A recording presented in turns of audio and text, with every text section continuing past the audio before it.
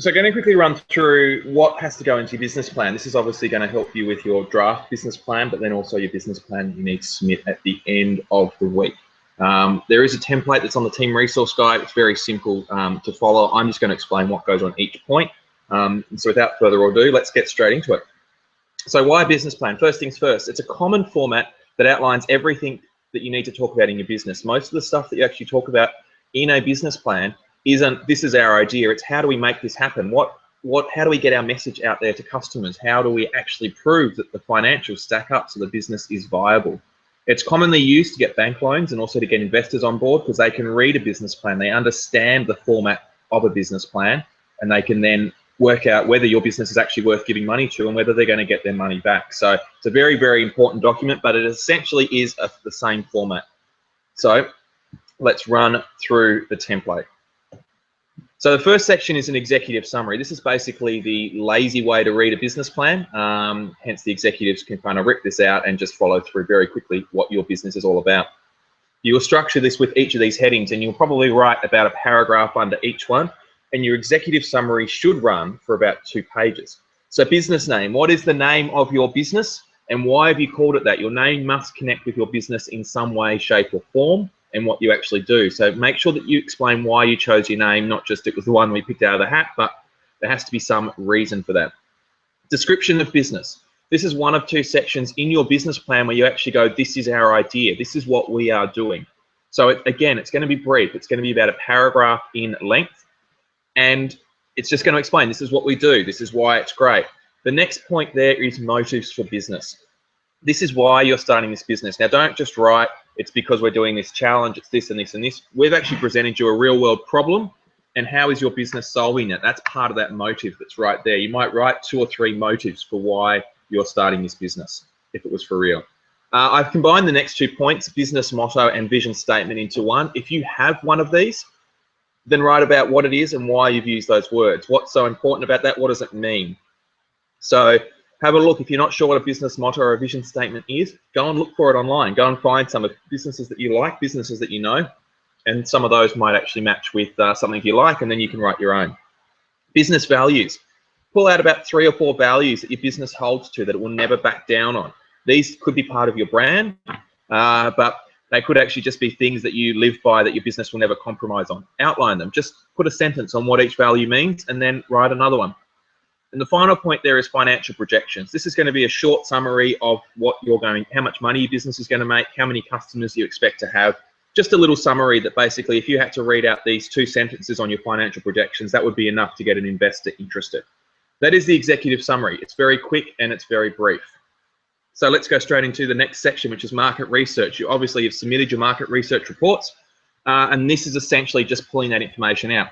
What is the research that you've undertaken? What have you actually done? You may even just stick your report straight in there that actually has the research that you've found out under that first heading. Second one is a customer profile. What type of customer are you looking for? What's their age, where they're from, how they're going to get here, how much money do they earn, those types of things. Just outline who your ideal customer is. And the final point there is really, really important. Your competitive advantage. For those who did listen to their description of idea feedback, that was one of the big things, is what's that point of difference? What makes you stand out from the rest of the pack that makes your business the best business ever?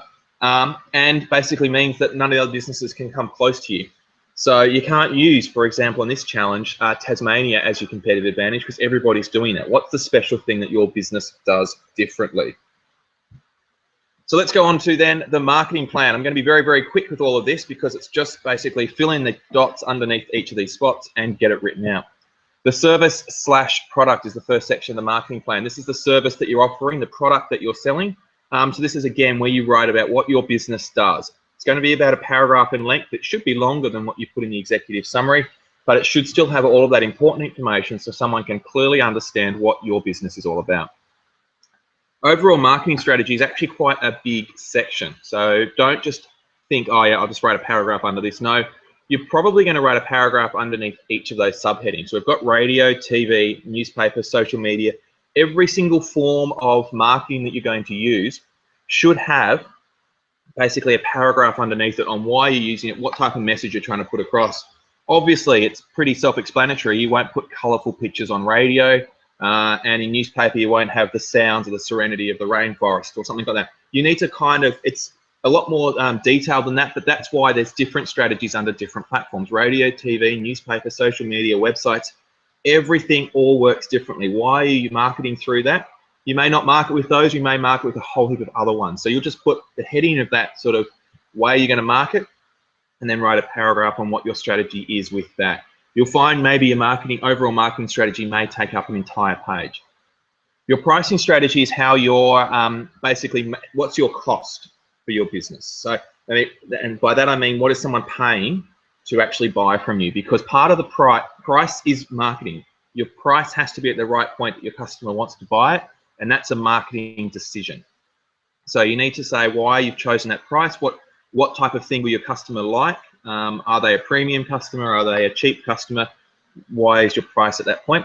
Location of the business. Now, this is actually where your office is. Now, your office may be a physical office that every one of your customer comes through, or it may be something that's just like in a warehouse sitting over the back somewhere because it's all online or it's all by phone call. So just outline why you've done that, and everything in your business plan, there's always a reason why. So it's not just, oh, we operate in a backroom office. No, why is that? What does it mean by doing that? And the last point there is outline of costs. Now, this is outline of costs for implementing your marketing strategy. You will need to pay money to get onto radio, to get onto TV, to get onto newspaper, to print anything out. So just briefly outline some of these costs here in your marketing plan so that then the people who are reading it clearly knows that you've understood what you're going to invest in marketing, and you may get some feedback on the amount that you're putting into your marketing as well. Next section, going straight through this, we're on to now the top of the next side of the page.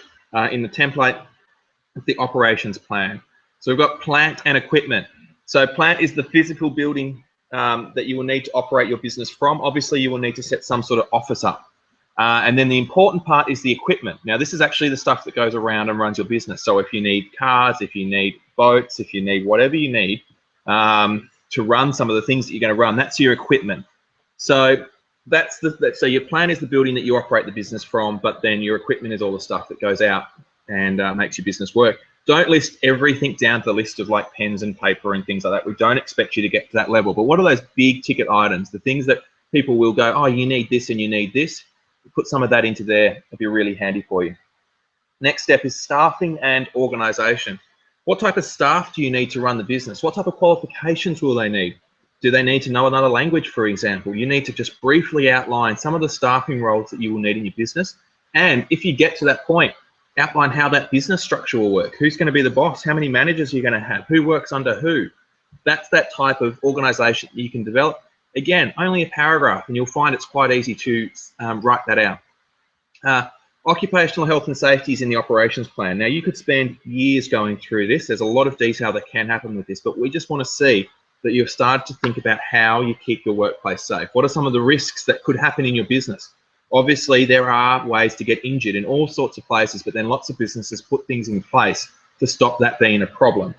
How are you doing that in your business? What are some of the big risks that you see, and how are you going to basically reduce that risk so that every one of your staff goes home safe? The final point there is logistics plan. So basically, we'd like you to sort of get your logistics plan information into sort of paragraphs and just quickly share that in your operations plan, because that's part of it, is how do you get your customer from place to place? How are they doing that? What do you need to provide to make sure that happens? That's your logistics plan, and that's part of the way your business operates. Financial plan.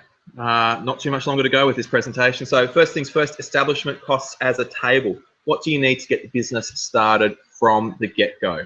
So you're going to need to buy all of these things to get your business up and running. Just put that into a simple table, cost it all up, and say this is how much it will cost to get our business started. That's your establishment costs.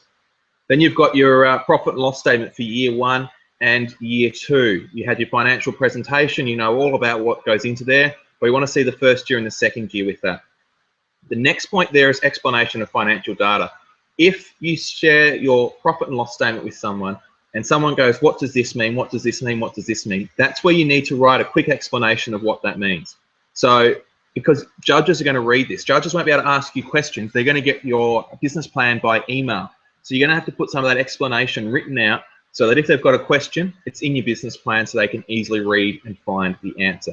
It's a really, really important point. As I said, everything about a business plan is asking why. And so if we have to ask questions about your profit and loss statement and aren't sure what it means, and that's not covered in the explanation of financial data, we'll have some questions about your business model. So just be really, really careful about that. Future prospects. So we want to see where your business is going. So in 6 months, in 12 months, in 3 years, and 5 years time, I would expect probably about a paragraph under each of these, and that is all that you need to do. It's very simple. You'll know where your business is going to be 6 months after starting, 12 months after starting. Where would you like it to be in 5 years time?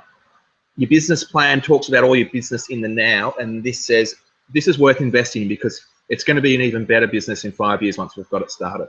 So that's what the future prospects section is all about. Then we get to an appendix. An appendix is basically anything else that you think is worthwhile that the person should read, but isn't actually essential text that you need to put into the rest of the business plan. So you might have developed a questionnaire, or you might have created graphs on your results of your survey. You might want to put a printed example of your brochure, or your maybe a screenshot of your social media platform. You might want to put that into your business plan. You might have some really fancy equipment that your business needs that you might put into here and just put some photos and clearly outline it. That's what your appendix is for, is just putting some reference stuff that someone might go, I wonder what type of machine this is. Oh, there's a picture of it. Fantastic. It's in the appendix. That's what that's there for. And that is very, very quickly and very, very briefly your business plan that you'll be using for the Next Gen Business Team Challenge. Your draft business plan, as I said in the briefing, is an optional submission. Put in as much as you want, put in as little as you want. Don't have to submit if you don't want to, but it's just a little point to get some feedback.